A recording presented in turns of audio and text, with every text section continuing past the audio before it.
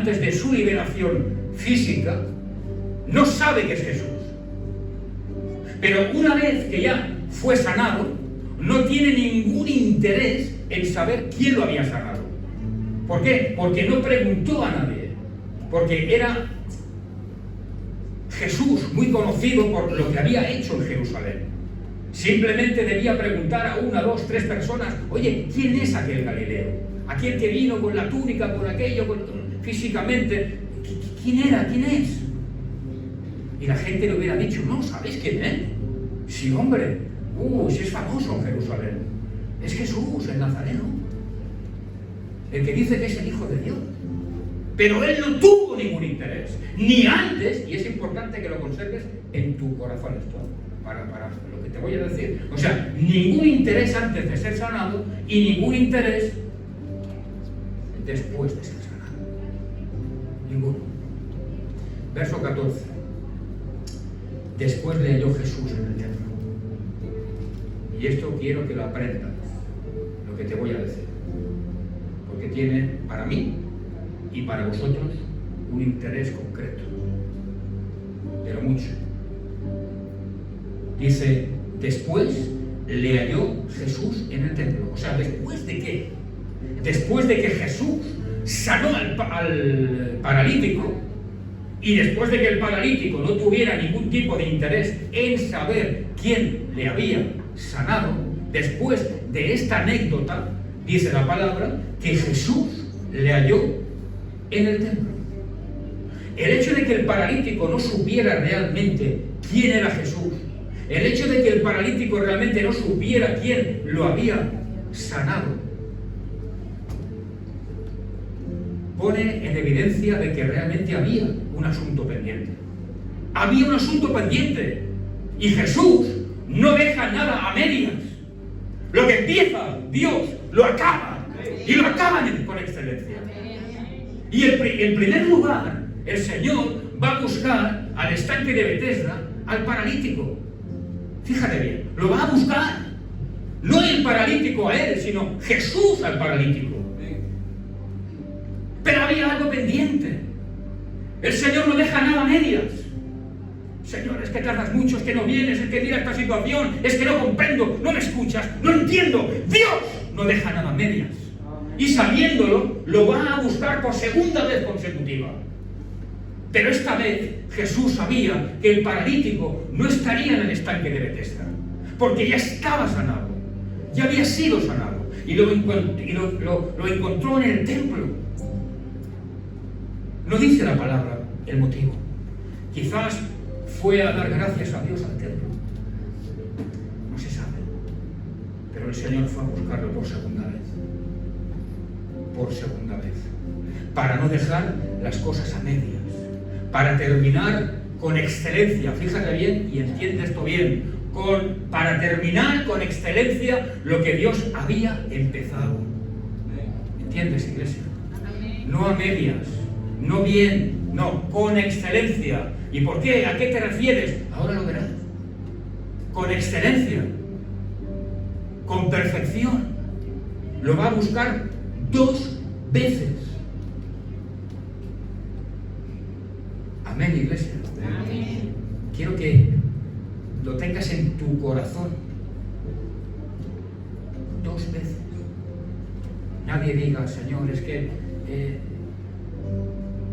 podemos, como seres humanos, dudar y podemos tener nuestras, no sé, disquisiciones mentales, pero nunca dudemos de lo que Dios, o sea, de Dios y nosotros, para ser claros.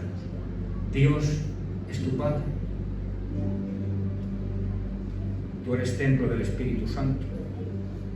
Dios mora en ti. Hay unas promesas para ti, como hombre, como mujer y como cristiano. ¿Entiendes? Y Dios jamás va a fallarte. Jamás. Pero jamás. Jamás. ¿Entiendes? Lo que significa jamás es sinónimo de nunca. Nunca Dios va a fallarte. Tú sí, yo también le fallaremos. Él jamás. Pastor, quizá llegue un poco tarde. No, tarde según tú y según yo. Según nuestro tiempo, que es el cronos humano. Pero según el kairos de Dios, que es el tiempo perfecto de Dios, nunca llega tarde. Llega en el momento oportuno, perfecto y adecuado para ti. Amén. Él jamás va a fallarte, jamás, jamás, jamás. ¿Y sabes cuál fue el propósito, en este caso, de volver a hallar a este paralítico por segunda vez en el templo? Primeramente, darse a conocer que él había sido quien lo había sanado. ¿Y tú quién eres? Yo soy el Cristo, el Hijo del Dios viviente. Pero había un propósito fundamental, importantísimo, que era tratar un asunto aún mucho más importante que el que habían tratado hasta ahora. Porque era muy importante, lo había sanado, pero quedaba la otra mitad. Era su espíritu. ¿Dónde iba su espíritu? Si este hombre se moría. ¿Para qué quería la sanidad después de 38 años tirado en el suelo si luego se iba al infierno? ¿Entiendes, iglesia? Y por eso en el verso 14 dice, Jesús le dijo, has sido sanado, punto y coma, aparte. Y le dijo Jesús, no peques más para que no te venga alguna cosa peor. Él había sido sanado físicamente, pero había una cosa radicalmente distinta, que era su espíritu. Y también su espíritu debía ser sanado. Hay gente que solamente viene a las iglesias para ser sanados de enfermedades, de situaciones que, ay Señor, si tú me sanas, si tú sanas a mi madre, si tú haces este milagro en mi hijo, yo te voy a prometer que yo voy a venir. Pues no vas a venir nunca. Siempre te lo digo y siempre quiero machacar en este aspecto, porque diciendo esto, estamos contraviniendo, estamos alterando el orden de prioridades del Evangelio. Como antes he dicho, uno viene a la iglesia, a Cristo, porque la iglesia nos salva. Es una obligación venir, es un mandamiento, pero la iglesia nos salva. Salva a Cristo. Amén. Y yo vengo a Cristo por amor. Y por eso dice la palabra, buscad el reino de los cielos y su justicia. Y lo demás vendrá añadido. Pero no puedo invertir los términos. No puedo venir por el interés y luego convertirme según lo que Dios haya hecho en mi vida. Es imposible, porque Dios no actúa de esta forma, como tampoco actuaba según la sanidad del estanque de Betesda. ¿Entendéis? Amén. Estamos rompiendo, estamos quebrantando las prioridades bíblicas. Por eso le dijo, has sido sanado, no peques más. Dice, para que no te venga alguna cosa peor. Iglesia, dime una cosa. A ver, ¿qué cosa peor le podía venir a ese pobre hombre si había estado 38 años tirado en el suelo, desahuciado de la sociedad?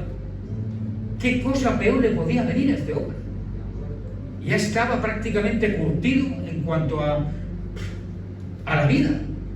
¿Qué cosa peor le podía venir?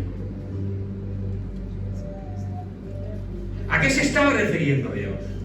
Jesús. ¿A qué? A la salvación. A la salvación.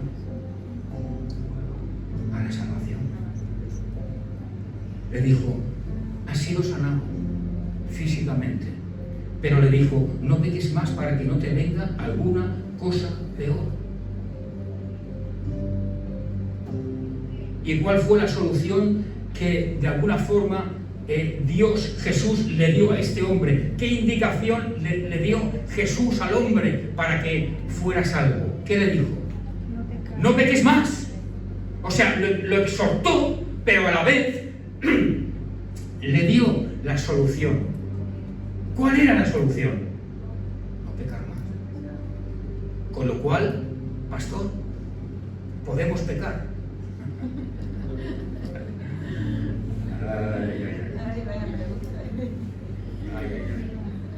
Escuchad, somos hombres y mujeres que venimos de una naturaleza caída, de Adán y Eva.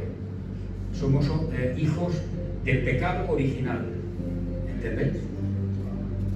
Por tanto, uno cuando nace en la condición de pecado. Que por su misericordia, si uno muere de pequeñito y no tiene conciencia, va directamente al cielo, por su misericordia. Pero todos nacemos con esa condición de pecado. Por tanto, ¿estamos eximidos, libres de pecar? No. Por eso está claro en la palabra que dice: el que esté libre de pecado, tire la primera piedra. Está bien, pero una cosa es esto y otra cosa es el pecado reiterado a propósito. Es muy diferente. Es el pecado que realmente condena. ¿Entendéis? Un pecado no hecho a propósito. Tenemos el perdón de Dios como abogado justo. Pero un pecado reiterado, es que no puedo. Es que no puedo evitarlo. Es que no puedo evitarlo. Es que es algo que es superior a mí. Pues que sepas que ese pecado reiterativo, es un pecado que realmente puede llegar a condenar, de verdad. Amén, iglesia. Mira, fíjate, Hechos capítulo 9, verso 27 dice: y aquellos que mueren sin que sus pecados hayan sido perdonados, esto es tremendo, dice, se enfrentarán a la condenación de Dios y a una angustia eterna que de ninguna manera puede ser comparable con la peor de las tragedias que en esta vida presente podamos llegar a imaginar. Eso es el infierno. La peor de las tragedias que en esta vida podamos llegar a imaginar.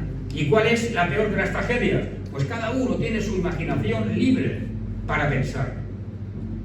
Libre. Pues esa tragedia que uno puede pensar, eso acabaría con mi vida, del disgusto, del sufrimiento, de la tristeza. Pues eso es superado en creces en el infierno. ¿Entendéis? Por eso nos estamos jugando la vida eterna, que esto no es ninguna fábula ni ninguna parábola. Si fuera así, yo no estaría aquí. No estaría aquí. ¿Entiendes? Siempre he sido una persona muy, ¿cómo te diría yo? ¿Qué palabra utilizar? Bien, no sé qué palabra utilizar. Siempre, quizá, o por mis estudios, por lo que sea, yo siempre he tocado de pies en el suelo mucho, ¿entendéis? Y si estoy aquí, en una iglesia, no me refiero aquí en Santa Coloma, no, si estoy a los pies de Cristo, si estoy en el camino del Evangelio, es porque es algo real. De verdad, os lo digo de verdad. Es algo real, pero muy real. Y que cada día nos estamos jugando la salvación. ¿Entendéis? Y es algo que tenemos que tener en cuenta. Lo tenemos que tener en cuenta. Porque hay tiempo mientras estamos en vida física. Pero una vez ya esta vida física desaparezca, no hay ya otra terminología, no hay otra oportunidad. Es imposible. Se acabó el tiempo. Hay muchos ejemplos en la palabra. Y dice: se enfrentarán a la condenación de Dios y a una angustia eterna que de ninguna manera puede ser comparable con la peor de las tragedias que en esta vida presente podamos llegar a imaginar. Por favor, iglesia, recapacita. Amén. Y Jesús le da una solemne advertencia. Le dice: no peques más. Porque si pecas, te va a sobrevenir a tu vida algo mucho peor. Algo peor que todo aquello que pasó aquel paralítico. ¿Y dónde está la solución? En el arrepentimiento. En reconocer realmente que no debo pecar y que hay un arrepentimiento realmente de corazón. ¿Os acordáis de aquella mujer que fue pillada en adulterio? Jesús, ¿qué le dijo a aquella mujer que fue pillada en adulterio? ¿Qué le dijo? ¿Qué le dijo? ¿Os acordáis? ¿Qué le dijo? Vete y no peques más. En Juan, si no recuerdo mal, capítulo 8, verso 11, creo, por ahí. verso 11 en adelante. Vete y no peques más. Tus pastores, ¿esto qué significa? Significa que la perdonó.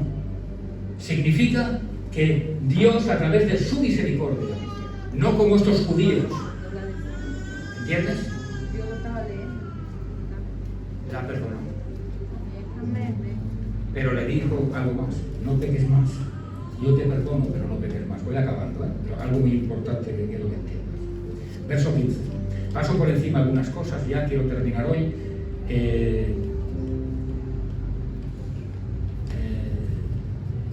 A ver, quiero preguntaros algo. ¿Vosotros creéis, a ver, qué pensáis sobre el tema de las enfermedades? Porque claro, aquí como se indica, parece que Jesús es como que le está diciendo al paralítico que su enfermedad es debida al pecado. ¿Qué pensáis vosotros? ¿Que las enfermedades son de alguna manera la consecuencia del pecado? ¿O no? ¿O qué pensáis? ¿Qué pensáis?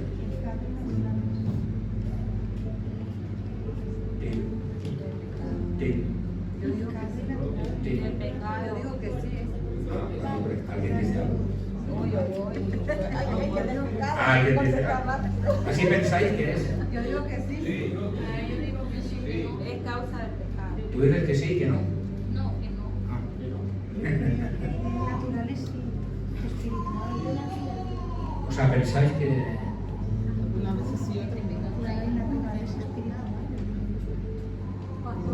Sí y no. Ah, esto está bien. Sí y no. ¿Verdad? A veces Mira, sí, a veces no. quiero que entiendas algo. Según la Biblia, nos enseña que tanto la enfermedad como la muerte son siempre, como antes he dicho, el resultado de una raza que ha caído por el pecado. ¿Entendéis? Adán y Eva pecaron, nosotros somos parte de la descendencia y por eso nacemos con ese pecado original. Bien, pues la enfermedad y la muerte son parte de esas consecuencias. Entonces, hay veces que uno puede pensar, hombre, es que es lógico. Por ejemplo, si una persona está fumando, sería lógico que esa persona, en un momento dado de su vida, padezca un cáncer de pulmón. Y eso le va a llevar, de alguna manera, a la muerte, ¿verdad? Pero sin embargo, vemos en la palabra que hay otras enfermedades que han trascendido a criaturas que eran inocentes. Por tanto, no somos, mejor dicho, no estamos capacitados para juzgar a nadie ni a las enfermedades, en este caso, que padecen los cristianos. Entonces, pastor, ¿qué me estás diciendo? Porque no me he enterado de nada. Vale, pues estoy diciendo que verdaderamente pueden existir enfermedades que son de carácter espiritual, pero también, obviamente, y la gran mayoría, enfermedades que son de ámbito natural del cuerpo humano. Amén. Amén.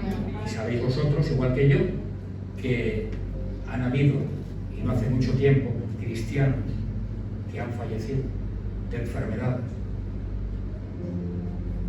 Y que ha habido gente que hemos estado orando, o quizás pues, en fin, no sé, ayunando, Señor, pero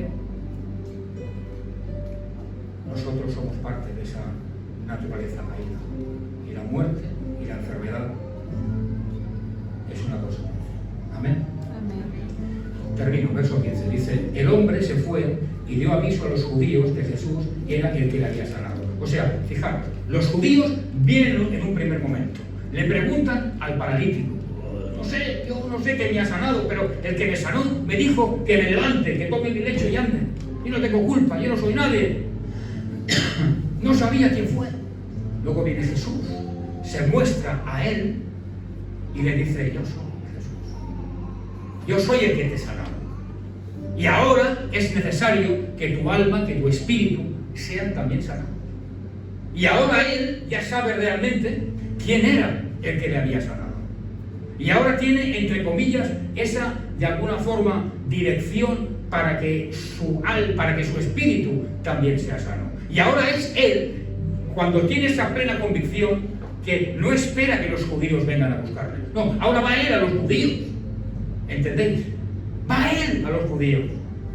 Estaba lleno de convicción, lleno de alegría, de convencimiento, ¿entendéis? No pudo esperar más. Fue a los judíos y les habló y les informó: aquel que me había sanado, aquel que vosotros preguntasteis y que yo no supe contestar, aquella persona que estabais tan interesados no en mi sanación, porque tampoco os alegrasteis, porque vosotros, hipócritas, sabíais que hacía 38 años que yo estaba tirado en el suelo, y no os alegrasteis, no dijisteis: ¡qué bien que te han sanado! No, vinisteis a preguntarme quién había trascendido la ley. La ley, perdón. ¿Quién me había ordenado que yo me levantara y tomara mi lecho? Pues bien, no supe qué contestaros. Ahora sí. Jesús. Él me sanó. Y no solamente me sanó, sino que me dio un consejo para que mi espíritu también sea sano. Y quiero terminar con algo, una reflexión. Porque alguien puede preguntar: oye, ¿y Jesús? ¿Qué vio? Y quiero que abras bien tus oídos. ¿Qué vio Jesús en ese paralítico? ¿Qué vio? ¿Qué tenía ese hombre de especial para que Jesús fuera a buscarlo una vez al estanque de Betesda? Para que Jesús fuera a buscarlo una segunda vez al templo. ¿Qué tenía ese hombre de especial? ¿Qué tenía? Era más que tú y que yo. Tenía un espíritu, yo qué sé, diferente. Tenía un corazón impresionante. ¿Qué tenía ese hombre?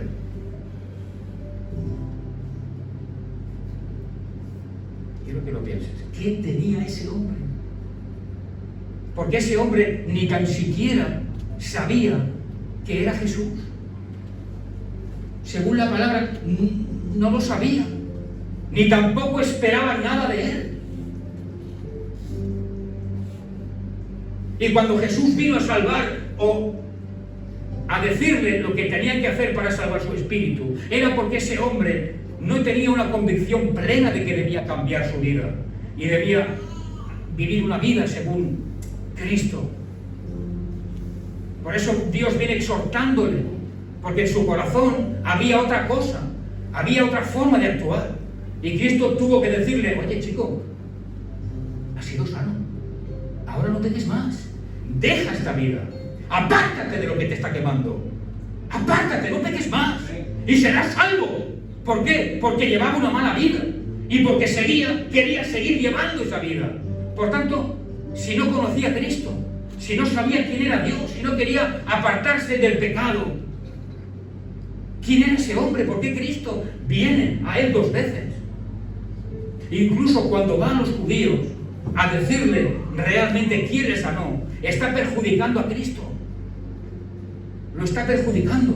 Porque dice la palabra: por esta causa los judíos perseguían a Jesús y procuraban matarle, porque hacía estas cosas en el día de reposo. O sea, hasta el hecho de ir a contarle la verdad a los judíos estaba perjudicando a Cristo. ¿Entendéis? Procuraban matarle. No le hacía bien este hombre. ¿Y por qué? ¿Qué vio Jesús en este hombre? Pues bien, no es lo que vio Jesús en este hombre, como tampoco es lo que vio Jesús en mí o en ti. ¿A quién se cree? Yo tendré algo bueno. Yo lo pensaba antes, tengo que reconocerlo. Tendré algo bueno, tendré algo en mi corazón que Jesús me ha llamado, porque así de alguna forma pues puede utilizarme y puede... No, mentira del enemigo. No hay nada bueno en mí. ¿Por qué? Porque dice la palabra: si vosotros siendo malos dais buenas dádivas a vuestros hijos, ¿cuánto más el Espíritu Santo? ¿Cuánto más Dios dará el Espíritu Santo a aquellos que se le piden? O sea, somos malos. Categóricamente de alguna forma, ya formulados por Dios como malos. Por tanto, no hay nada bueno en mi corazón. Como tampoco había nada bueno en el corazón del paralítico. No es que Dios viera algo en el paralítico, no, ni algo en ti ni en mí, repito, sino que... Yo digo que por amor y misericordia. Exacto, es por la esencia de Dios. Dios, según la palabra, está escrito en Santiago 5:11, es un Dios de misericordia, de compasión. Dice la palabra que Dios es amor. Y por eso Dios murió en la cruz, por ti y por mí. Porque si empezara a mirar algo, ¿qué encontraría en mi corazón? ¿Qué encontraría en el tuyo? Pues te diré, lo mismo que en el mío, nada. Nada de nada. Nada. ¿Y para eso iba a morir Cristo? No. Él murió porque en su esencia, como Dios, estaba dotado de esas características que eran misericordia, amor, piedad, compasión. Por eso se fijó en aquel paralítico. Por eso Él pasó por alto, por encima, que realmente hizo aquel milagro en un día de reposo. Y que eso le iba a perjudicar grandemente, porque Él no podía ir en contra de su palabra. Era tal el amor, la misericordia, la compasión que tiene, que tenía y que tiene. Si no, tú y yo no estaríamos hoy en una iglesia. ¿Entiendes? Porque tú y yo, realmente, tú y yo, o yo y tú, dile como quieras, no merecemos absolutamente nada. Por eso, cada día de nuestra vida, cada día, le debemos agradecer a Dios el hecho de que tú y yo somos salvos, de que estamos en una iglesia. No mires, ay, es que pastor, es que ahí veo esto que me desanima. Pero por favor, parecemos niños pequeños, parecemos criaturas, críos. ¿Cómo que me desanima? ¿El qué me desanima? ¿El qué? El que me están criticando que me desanime y que me critique. Si a Cristo lo criticaron. ¿Es que soy más que Cristo yo o tú? No. ¿Quién te desanima más? Ay, lo que me hacen es que no me hacen caso, es que estoy... Pero nosotros tenemos un Espíritu Santo, el espíritu de fortaleza, de valentía. ¿Entiendes? No podemos amedrentarnos por tonterías. ¿Entiendes? Y eso son tonterías utilizadas por el enemigo para destruir al pueblo. Nosotros no somos como estos judíos. Debemos ver la diferencia entre la legalidad judía, que es lo mismo, sinónimo de aquellos que no tienen el Espíritu Santo, a los que tenemos la manifestación de Dios. ¿Entiendes, iglesia? Así que hemos acabado aquí ya lo del estanque de Bethesda. Me paso por encima algunas cosas por comentarlo. Amén. Y por favor, cuidad vuestra salvación con temor y temblor. Amén.